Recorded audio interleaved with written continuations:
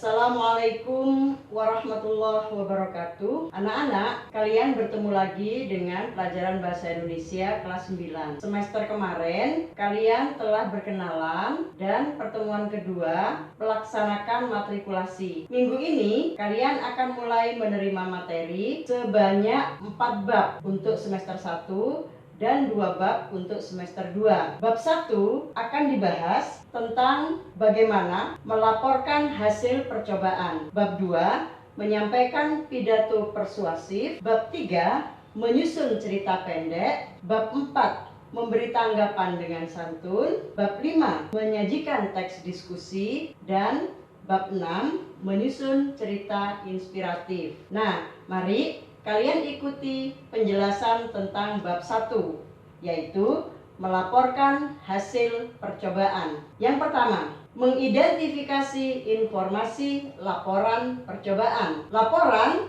adalah teks yang menyajikan informasi tentang sesuatu sebagaimana adanya dari hasil observasi dan analisis yang sistematis. Contoh teks laporan dapat ditemukan dalam ensiklopedi, dokumen, buku panduan, laporan kerja kelompok, dan presentasi kelompok. Sedangkan tujuan utama teks laporan adalah mengklasifikasi dan atau mendeskripsikan, menggambarkan, memberikan informasi faktual.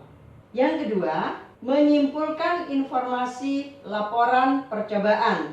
Nah, untuk membuat kesimpulan terhadap informasi, yang perlu diperhatikan adalah kejelasan dan kelengkapan informasi terkait dengan struktur penyajiannya.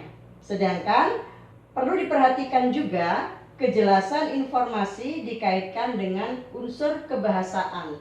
Misalnya, tata bahasanya, kata yang digunakannya, maupun kalimat-kalimat yang dipakai. Dan yang ketiga, kalian akan mempelajari cara menelaah struktur kebahasaan teks laporan percobaan.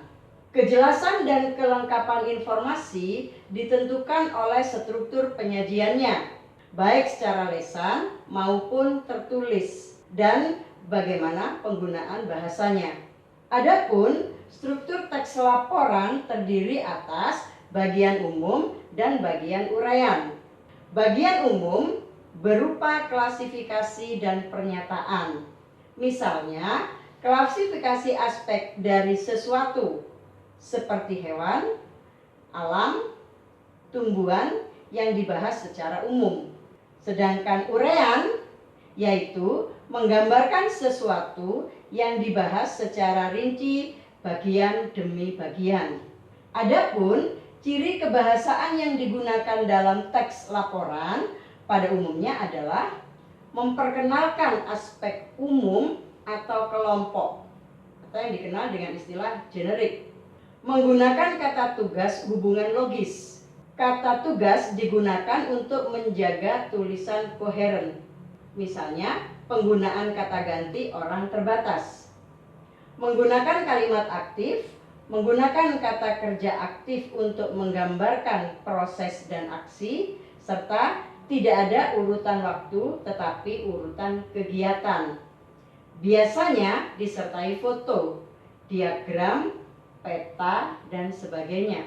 Yang keempat, menyajikan laporan percobaan.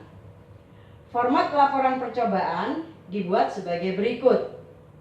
Ada nama, ada kelas, tujuan percobaan, hipotesis percobaan, alat dan bahan, prosedur kegiatan, data yang sudah kalian kumpulkan, dan hasil percobaan. Yang terakhir, kesimpulan. Nah, mari kalian ikuti rincian-rincian informasi yang perlu kalian pahami terkait dengan teks laporan percobaan lebih lanjut berikut ini. Tahukah kalian apa itu teks laporan percobaan? Teks laporan percobaan adalah sebuah bentuk tulisan yang memaparkan suatu fenomena atau peristiwa dari hasil pengamatan bertujuan menginformasikan hasil yang diperoleh kepada orang banyak. Ciri-ciri teks laporan percobaan. Yang pertama, teks laporan percobaan bersifat umum atau universal.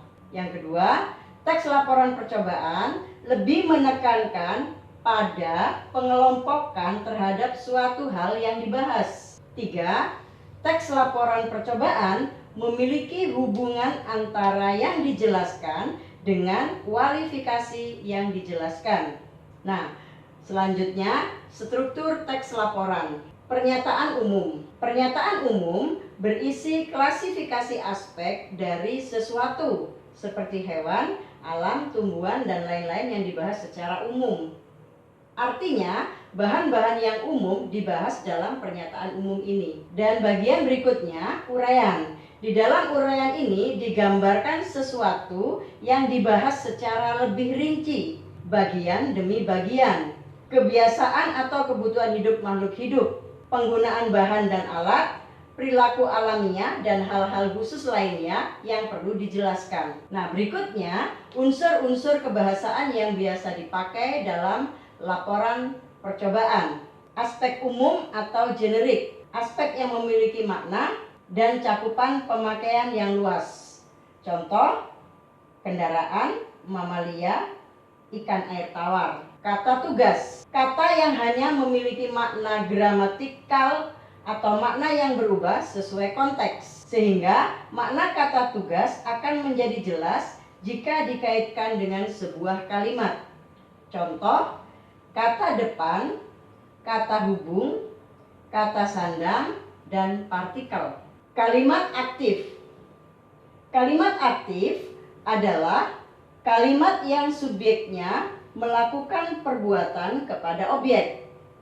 Biasanya menggunakan kata kerja aktif, lari, tidur, renang, atau kata-kata aktif lainnya. Atau imbauan yang berawalan menasal dan ber. Contoh, peneliti memasukkan zat asam ke daging. Urutan kegiatan. Urutan kegiatan biasanya terdapat dalam prosedur atau cara kerja yang terdapat dalam teks laporan percobaan. Contoh, pertama, siapkan alat dan bahan yang diperlukan untuk melakukan percobaan. Kata benda.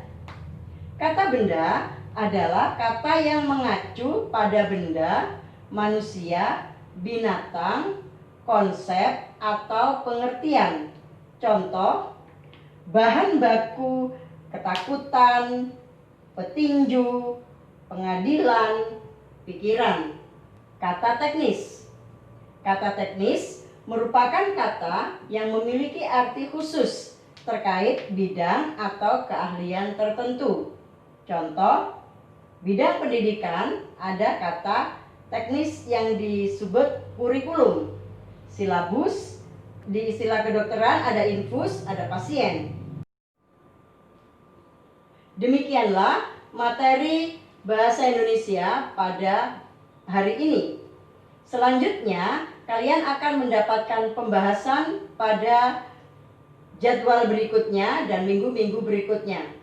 Setelah kalian mengikuti kegiatan ini pada hari ini, kerjakanlah tugas yang akan diberikan melalui Google Form. Lanjutkan dan kemudian kita akan evaluasi bersama. Terima kasih. Assalamualaikum warahmatullahi wabarakatuh.